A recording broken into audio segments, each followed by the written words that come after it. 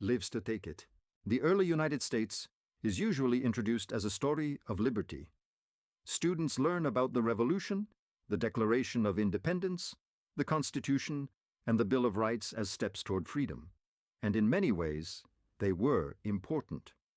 The founders challenged monarchy, defended representative government, and created language about rights that influenced the world. But if we tell only that version, we miss a central contradiction.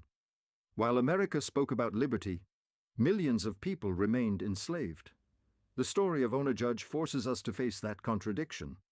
Ona was born into slavery in April of 1774 on George Washington's plantation. She was born in the same era that Americans were talking about independence, natural rights, and freedom from tyranny. But those ideals did not protect her. As a child, she was trained to serve Martha Washington as a personal maid. Under slavery, she was not treated as a citizen or as a young woman with her own future. She was treated as property. When Ona was 16, she moved with the Washington household to New York and later to Philadelphia, while George Washington served as president. That detail matters.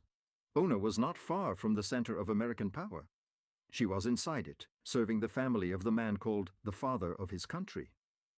While the new republic was building its government, Ona's life proved that freedom did not apply equally to everyone.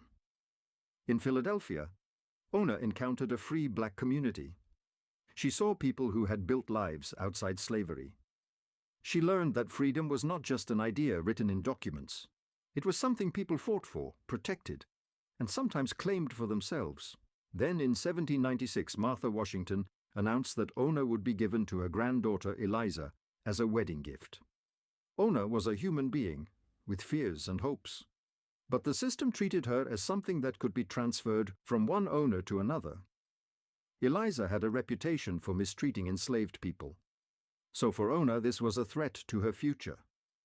So Ona made a decision.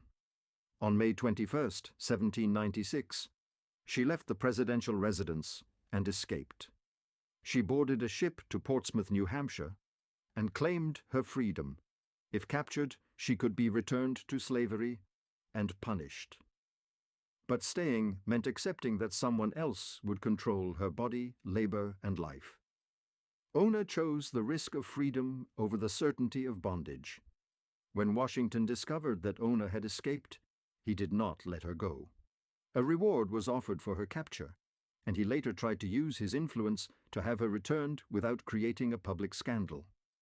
Washington helped lead a revolution in the name of liberty, but he also pursued a woman who had freed herself from his household. That is why Ona Judge complicates the story of the early United States. Her life forces us to ask, freedom for whom? Liberty for whom? Rights for whom? The early republic expanded political ideas that mattered, but those ideas were limited. Many white men gained political power, while enslaved people, free black Americans, Native Americans, and women were excluded from the full promises of the Revolution. Ona's story also reminds us that enslaved people were not passive.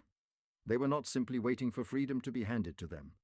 They listened, planned, resisted, escaped, built communities, and made choices under danger. Ona did not wait for Washington Congress or the courts to recognize her humanity. She recognized it herself, and she acted on it. In Portsmouth, Ona built a new life. She worked as a domestic servant, married Jack Staines, a free black sailor, and had children, but her freedom remained insecure. Under the laws of the time, the Washington family still considered her their property.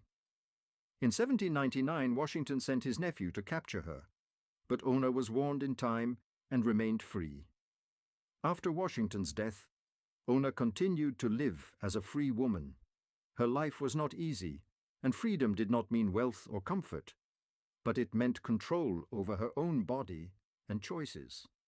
Later, she gave interviews to abolitionist newspapers, and those interviews became evidence of the contradictions of the founding era. Ona Judge teaches us that the early United States was not a simple story of freedom expanding over time. It was a nation born with powerful ideals and painful contradictions. It celebrated independence while denying independence to people like Ona. It praised liberty while protecting slavery. Her story also shows that American freedom was not created only by presidents, lawmakers, and founders. It was also created by enslaved people who resisted, by free black communities that offered support, and by people who risked everything to claim rights others denied them. Ona Judge does not erase the importance of the American founding. She makes it more honest. To understand AP U.S. history for real, we cannot only study the people who wrote about freedom, lives to take it.